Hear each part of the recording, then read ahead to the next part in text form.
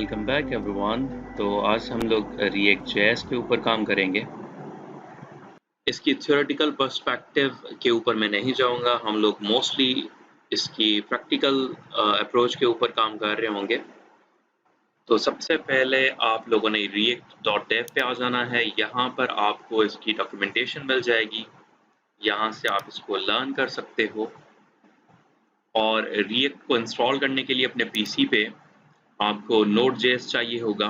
तो ये रही Node.js की वेबसाइट, और यहाँ से विंडोज़, मेक या सोर्स कोड को आप लोग इंस्टॉल कर सकते हो। इसे डाउनलोड करें और इंस्टॉल कर लें। वंस इट इज़ इंस्टॉल्ड, आप लोगों ने कमांड लाइन पे आ जाना है cmd, और यहाँ पर जाके चेक करना है कि नोड आपके पास प्रॉपरली इंस्टॉल्ड है या नहीं है। तो वो चेक करने के लिए आप लोग लिखोगे node -वर्जन, और इस तरह से आप देख पाओगे कि मेरा जो वर्जन है दैट इज 18.16.0।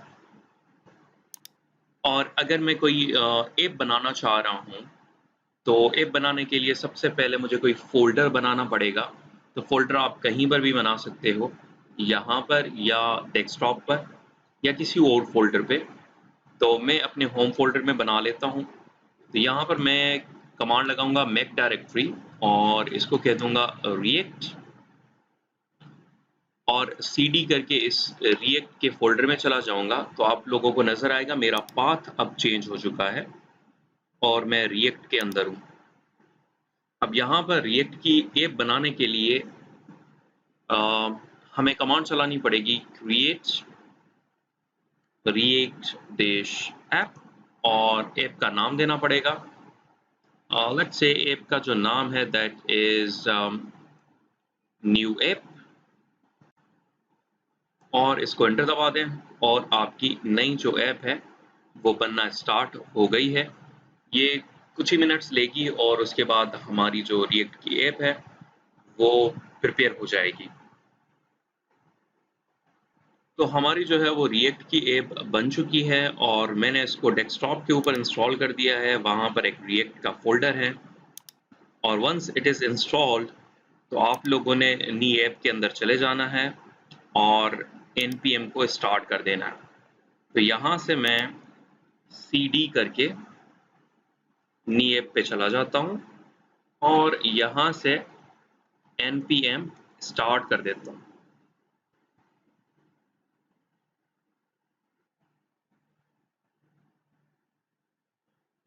और ये कंपाइल हो चुका है सक्सेसफुली,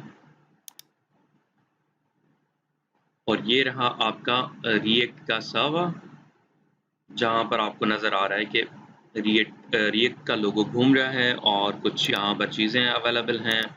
यहाँ पर रिएक्ट को लर्न करने के लिए कुछ लिंक्स अवेलेबल हैं। अच्छा, अब इस फोल्डर को हम लोग ओपन कर लेते हैं VS कोड के अंदर। तो मैंने VS कोड के अंदर इस फोल्डर को ओपन कर लिया है।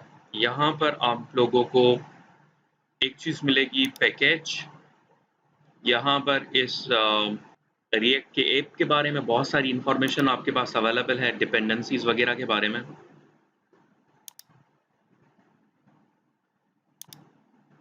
और यहाँ पर ख़ास तौर पे एक चीज़ अवेलेबल है जो कि मैं आपको बताना चाहूँगा। जो स्टार्टिंग में हम लोगों ने npm स्टार्ट की कमांड लिखी थी, वो स्टार्ट की कमांड एक्चुअली कंप्लीट कमांड ये है, लेकिन यहाँ पर हम लोगों ने उसको शॉर्टकट बना के रखा हुआ है। इसी तरह से बिल्ड करने के लिए ये वाली कमांड है, और अगर आपके पास कोई सूट अवेलेबल है टेस्टिंग के लिए, उसके लिए ये कमांड है।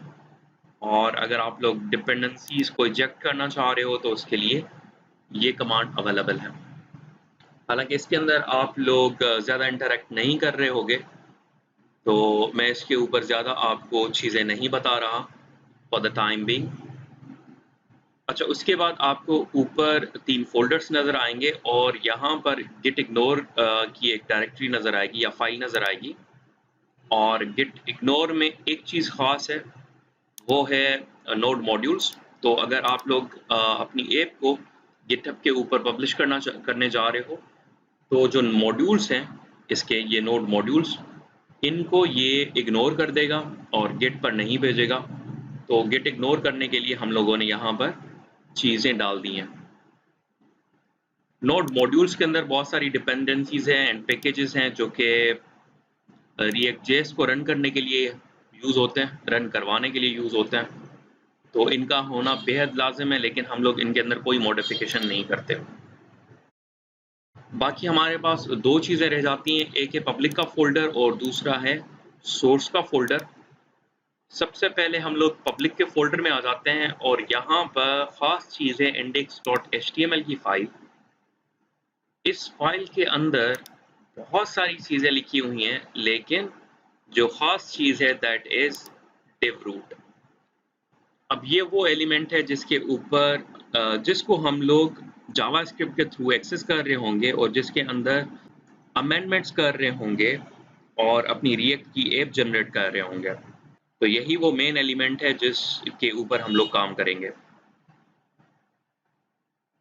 अब आ जाते हैं हम लोग सोर्स के ऊपर, और सोर्स के अंदर आप लोगों को ये दो चीज़ें बड़ी अहम है आप लोगों के लिए, एक app.js और दूसरा index.js। index.js के अंदर आप लोगों को एक कंपोनेंट नज़र आएगा रिएक्ट का, और ये जो कंपोनेंट है वो हम लोग कहाँ पर डाल रहे हैं? हम लोग डाल रहे हैं इस एलिमेंट के अंदर, जो कि अभी-अभी आप लोगों को मैंने दिखाया था पब्लिक के अंदर index.html के अंदर। ये एलिमेंट को हम लोग एक्सेस कर रहे हैं, और इस एलिमेंट को एक्सेस करने के बाद, क्योंकि ये एलिमेंट फिर रूट में चला जाता है, तो रूट के ऊपर हम लोगों ने रेंडर का फंक्शन लगाया है, जिसके अंदर आपका रिएक्ट का कंपोनेंट पड़ा हुआ है। तो हो ये रहा है कि हम लोग ये वाला जो कंपोनेंट है वो रूट एलिमेंट के अंदर डाल रहे हैं, the element that has an ID of root. और ये एलिमेंट है क्या और ये एलिमेंट करवाएगा क्या, उसके लिए हम लोग app.js पे आ जाते हैं। तो app.js पे आप लोगों को एक फंक्शन नजर आएगा, और उस फंक्शन को हम लोगों ने एक्सपोर्ट कर दिया, और ये एक्सपोर्ट करने के बाद इसको हम लोग यहाँ पे इंपोर्ट कर रहे हैं। ये रहा। अच्छा, इस फंक्शन में है क्या? इस फंक्शन में एक लोगो है, और इस फंक्शन में एक पैराग्राफ है, और एक एंकर है जिस पर लिखा हुआ है लर्न मोर। और इसको थोड़ा सा अगर ऊपर जाएं तो आप लोगों को एक और चीज़ नज़र आएगी कि इस पर CSS भी अप्लाई किया हुआ है, और ये जो CSS अप्लाई किया हुआ है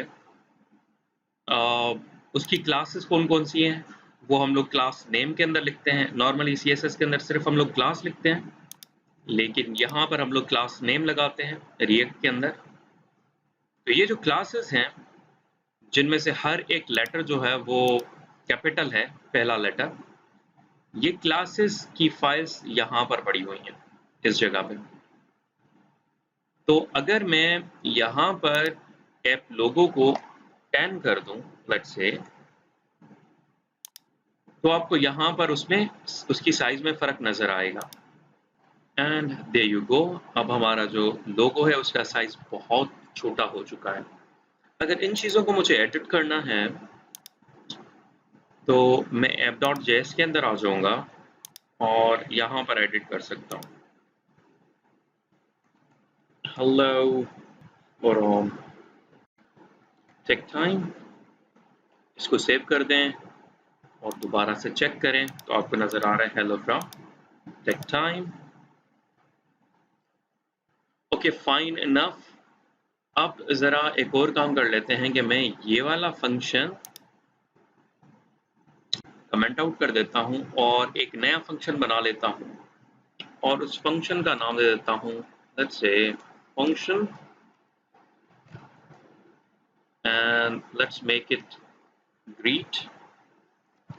और वो रिटर्न क्या करेगा? वो आप लोगों को रिटर्न करेगा एक div एलिमेंट,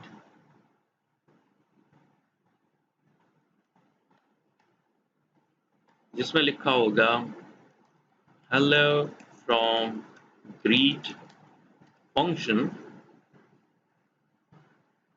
और अब इस ग्रीट फंक्शन को हमें यहाँ पर जाके एक्सपोर्ट करवाना होगा, तो मैं इस लाइन को कमेंट कर देता हूँ और यहाँ पर लिखता हूँ export default and then greet.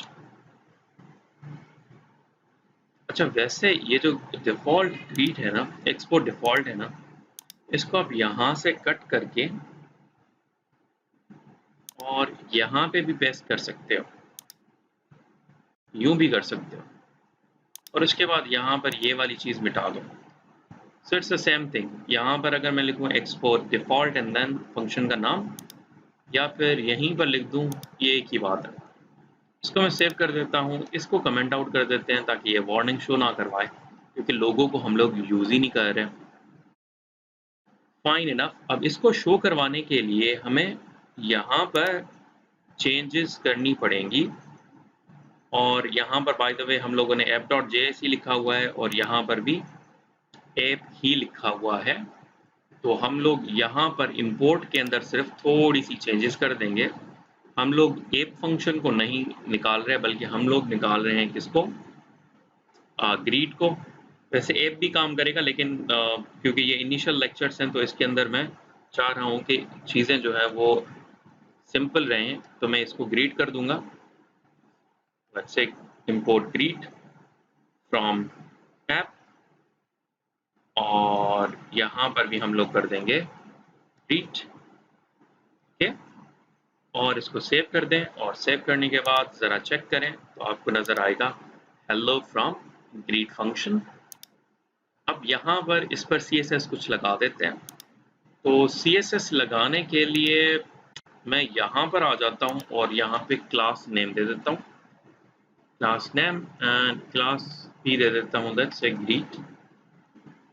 और क्योंकि हम लोग यहाँ पर इंपोर्ट कर रहे हैं किसको, app.css को, तो मैं यहाँ पर app.css के अंदर मॉडिफिकेशन कर दूंगा और यहाँ पर लिखूंगा कि अभी अभी जो क्लास नेम ग्रीट मैंने डिफाइन किया है, इस क्लास नेम पे जितने भी एलिमेंट्स हैं उनको उनका टेक्स्ट अलाइन सेंटर कर दें, और एक और चीज़ करें कि उनका जो फॉन्ट साइज़ है उसको 48 पिक्सल्स पर ले आएं, एंड देयर यू गो। अब इसका कलर भी चेंज करवा देते हैं, तो मैं कहूँगा let's say colour, and let's make the colour कुछ कुछ कुछ कुछ कुछ कुछ डार्क रेड, या फिर समझ नहीं आ रहा, चलिए फायर ब्रेक कर देते हैं, एंड देयर यू गो। अब आ जाते हैं हमारे अपने फंक्शंस बनाने के ऊपर। तो हम लोग जब भी अपने फंक्शंस बनाते हैं, या अपने कंपोनेंट्स कहना ज़्यादा सही रहेगा, तो नए कंपोनेंट बनाने के लिए हम लोग आ जाते हैं पब्लिक के अंदर, सॉरी सोर्स के अंदर, और सोर्स में आप लोग एक फोल्डर बना लो और उसको नाम दे दो कंपोनेंट्स, ठीक है। और कंपोनेंट्स के अंदर मैं एक फाइल बना लेता हूँ और इस फाइल को नाम दे देता हूँ let's say welcome with capital W, welcome.js, ठीक है। और यहाँ पर मैं कह देता हूँ कि import react from react, और CSS कौन सी लगाएंगे इसके लिए, तो मैं यहाँ पर एक CSS की फाइल भी बना लेता हूँ। तो एक और फाइल बना लें और इसको नाम दे देता हूँ welcome.css, और यहाँ पर इसको इंपोर्ट करवा देते हैं। तो मैं कहूँगा इंपोर्ट, और let's say ./welcome.css semicolon and save. अब एक फंक्शन बना लेते हैं और उसको यहीं पर फंक्शन को एक्सपोर्ट कर देते हैं, और मैं कहूँगा फंक्शन का नाम let's say export default function welcome, and ये वेलकम फंक्शन क्या करेगा, ये रिटर्न करेगा आपको, और क्या चीज़ रिटर्न करेगा, ये आपको एक h1 एलिमेंट रिटर्न करेगा, सो दैट इज h1, और इसमें लिखा होगा I am coming from welcome function.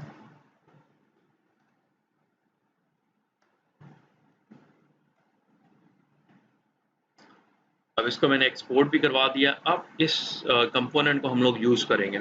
अब इसको यूज़ करने के लिए या तो आप लोग आ सकते हो app.js के अंदर, और मैं इसी फंक्शन के अंदर कहीं पर इस चीज़ को मेंशन करवा दूं। जैसे ये एक div एलिमेंट है, तो इसी के अंदर मैं एक बार और कह देता हूं कि भाई इसके बिल्कुल नीचे ब्रैकेट्स दे दें, इसके बिल्कुल नीचे एक और कंपोनेंट लगा दो और उस कंपोनेंट का नाम है वेलकम। ठीक है, एंडिंग टैग नहीं लगेगा और ये हो गया आपका वेलकम। और जब भी दो एलिमेंट्स आप लोग लगाते हो तो इनको कहीं ना कहीं किसी एक पेरेंट में इनक्लोज करना पड़ता है। तो मैं इसको कर दूंगा div, से div और इसको कंट्रोल X करूंगा यहाँ से, और यहाँ पर इसको मैं पेस्ट कर दूंगा। ठीक है, तो ये दोनों एलिमेंट्स एक div एलिमेंट में इनक्लोज हो गए। एंड देन मैं इसको ज़रा इसका आउटपुट को चेक करता हूँ। और यहाँ पर एक चीज़ आप लोग नोट करेंगे कि जो इंपोर्ट का फंक्शन है, इंपोर्ट की जो लाइन है वो ऑटोमेटिकली लग चुकी है जैसे ही मैंने इस कंपोनेंट को इंक्लूड करवाया। और ये देखें I am coming from welcome function. अब इसको कई बार आप लोग लिख सकते हो, जैसे इसके ऊपर भी मैं यही वाली सेम चीज़ लगाना चाहता हूँ, यही वेलकम मैं चाहता हूँ ऊपर भी हो और नीचे भी हो। तो यूं करने से आपको देखिए ऊपर भी नज़र आ रहा है और नीचे भी नज़र आ रहा है। ठीक है, अब एक तरीका तो ये है कि आप लोग यहाँ पर लगाओ, और अगर आप लोग यहाँ पर नहीं लगाते तो मैं यहाँ से इसको डिलीट कर देता हूँ, यहाँ से इसको डिलीट कर देता हूँ और यहाँ से इसको डिलीट कर देता हूँ। और इसके बजाय मैं आ जाता हूँ index.js में, और ये है रिस्ट्रिक्ट मोड के अंदर, और ये ऊपर गेट लिखा हुआ है, इसके नीचे मैं कह देता हूँ कि भाई वेलकम और यूं।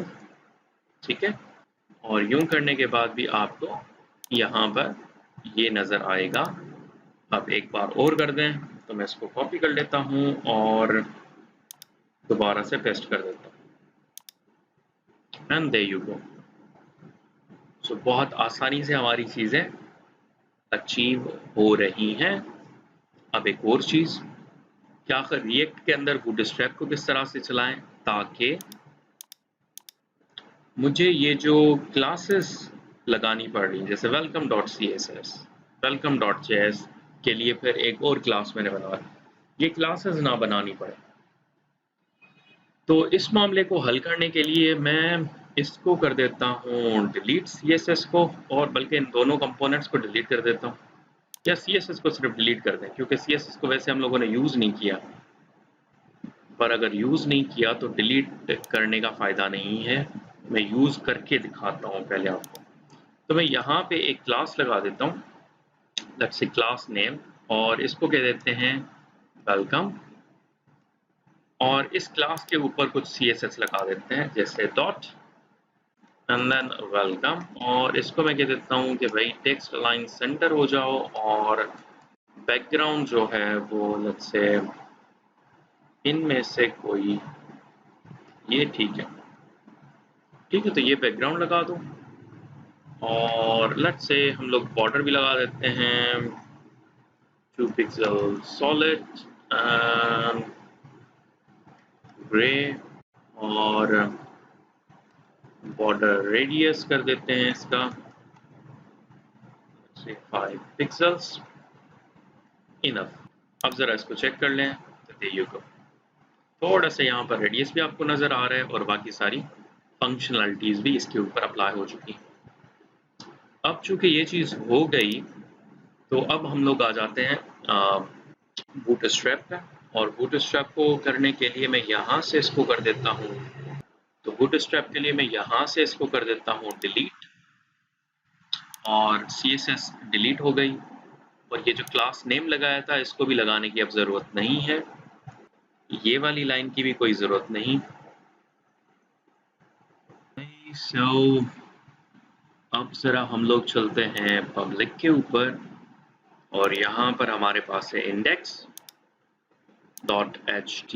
की फाइल, और यहाँ पे हम लोग बूटस्ट्रैप की जो CDNs हैं उनको इंक्लूड करवा देते हैं।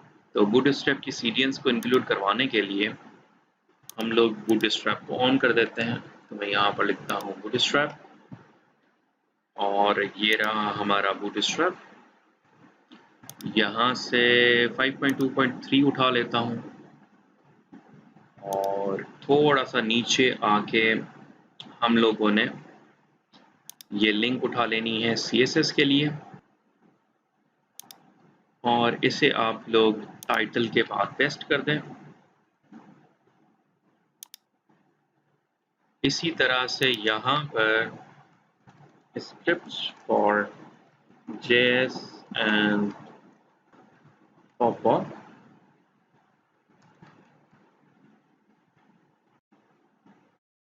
Bootstrap, JS and Pop-up के लिए जो स्क्रिप्ट्स हैं वो हम लोग यहाँ पर लगा देंगे। तो उसके लिए ये बंडल्ड फाइल आती है एक, जिसमें दोनों चीज़ें होती हैं। तो मैं इसको कॉपी कर लेता हूँ, स्क्रिप्ट को यहाँ पे इसे पेस्ट कर देते हैं। ओके, ये हमारा अचीव हो गया, और ये अचीव हो जाने के बाद अब ज़रा यहाँ पर उसकी क्लासेस को यूज़ करते हैं। तो H1 के ऊपर मैं एक क्लास नेम लगाता हूँ, और यहाँ पर मैं लिखूँगा let's say text center and then bg-primary। Save करें, और सेव करने के बाद इसे चेक कर लें। There you go। इसका पीछे बैकग्राउंड जो है वो ब्लू BG प्राइमरी से आ रहा है। अगर इसका टेक्स्ट मुझे चेंज करना है तो मैं कर सकता हूँ टेक्स्ट डैश सेकेंडरी, और थोड़ा सा आपको कम ब्लैक ये जो है नज़र आएगा, ग्रे कलर का कुछ टेक्स्ट इसका नज़र आएगा। इसी तरह से अगर BG से सक्सेस कर दें के, तो ये रहा BG सक्सेस। एंड सिमिलरली अगर मैं इसको मिटा दूं, और यहाँ पर हम लोग बूटस्ट्रैप से लेट्स से एक कंपोनेंट ले आए, किसका, नेव बार का, और नेव बार के कंपोनेंट को लाके ये वाला नेव बार का कंपोनेंट है इसको उठा लेते हैं। तो इसे कॉपी कर लें, और मैं यहाँ पर इसको पेस्ट कर देता हूँ, इसे सेव कर देते हैं। कुछ चीज़ें यहाँ से मैं मिटा देता हूँ ताकि वार्निंग्स और एरर्स मुझे फ़िलहाल नज़र ना आए। और control href equals to hash, इसको रिप्लेस करवा देते हैं डमी के साथ। और एक और एरर है उसको देख लेते हैं, तो ये है एट्रीब्यूट, और यहाँ पे h रेफरेंस की वैल्यू नहीं है, तो इसको भी हम लोग डमी फ़िलहाल शो करवा देते हैं। ओके, तो हमारे जो वार्निंग्स हैं वो ख़त्म हो चुकी हैं, एरर्स भी ख़त्म हो चुके हैं। रिएक्ट की ऐप पे इसको चेक करते हैं, तो 2 बार आपको ये नेविगेशन बार नज़र आ रहा है। अब इस नेविगेशन बार को हम लोग क्या करते हैं कि जो 2 बार इसको यूज़ कर रहे हैं इसको 1 बार कर देते हैं। तो मैं देख लेता हूँ मैंने कहाँ पर इसमें चेंजेस किए हैं। तो मैंने एक्चुअली चेंजेस जो किए हैं वो यहाँ पे index.js के अंदर किए हैं। मैं एक वेलकम को हटा देता हूँ, और थोड़ी सी मॉडिफिकेशन कर देता हूँ, क्योंकि मैं ये नेव बार बना चुका हूँ। तो मैं नेव बार के लिए यहाँ पर इसको रीनेम कर देता हूँ नेव बार, और इसी तरह से मैं एक और चीज़ करता हूँ, थोड़ा सा ऊपर आ जाते हैं। यहाँ पर कोई ऐसी चीज़ नहीं है जो कि मुझे चेंज करनी हो, और फिर मैं आ जाता हूँ लेट्स से इंडेक्स पे, और यहाँ पर मुझे नेव बार करना पड़ेगा, और यहाँ पर ये हो चुका है नेव बार। यहाँ वेलकम की जगह पे मुझे नेव बार करना पड़ेगा, ठीक है। और यहाँ पर आप जो वेलकम लिख रहे हो इसको भी नेव बार कर दें। और अब ज़रा इसे चेक करें तो ये रहा आपका नेव बार। आप इसके अंदर ये जो लिंक्स हैं इनको प्रॉपर्टीज़ के थ्रू चेंज कर देते हैं। तो उसके लिए मैं क्या करूँगा, यहाँ पर props का एक आर्ग्यूमेंट दूंगा, और यहाँ पर इस आर्ग्यूमेंट की वैल्यू दे दूंगा। तो ब्रैकेट लगा के मैं कहूँगा कि props डॉट, अब इसकी वैल्यू कुछ भी लिख सकते हैं, जैसे टाइटल लिख सकते हैं या ब्रांड लिख सकते हैं, जिस तरह से आप इसको कॉल करना चाहो, या ये प्लेस होल्डर जिस तरह से मॉडिफाई करना चाहो।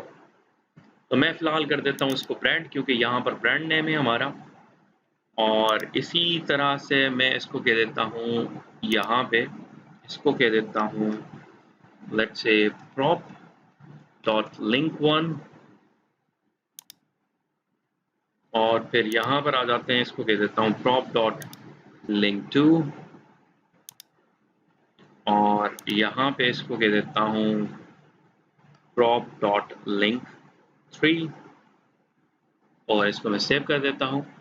अब सेव करने के बाद मैं वापस आ जाऊँगा index.js पे, क्योंकि यहाँ पर मैं इस कंपोनेंट को यूज़ कर रहा हूँ। तो इस कंपोनेंट में इस जगह पे मैं लिखूँगा ब्रांड, जो कि मैंने prop डॉट ब्रांड किया था। तो ये यहाँ पर आ जाएगा ब्रांड, और ब्रांड क्या देना चाहते हो, लेट्स से मैं कह देता हूँ टेक टाइम, ठीक है। तो कंपोनेंट में जहाँ पर भी prop डॉट ब्रांड होगा वहाँ पर टेक टाइम आ जाएगा। और इसको मैं चेक कर लेता हूँ। So here it is. बाकी सारी वैल्यूज़ अभी तक नल हैं, तो यहाँ पर नज़र नहीं आ रही।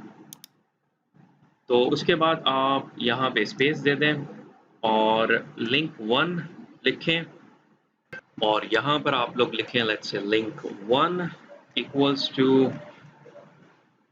Let's say contact us,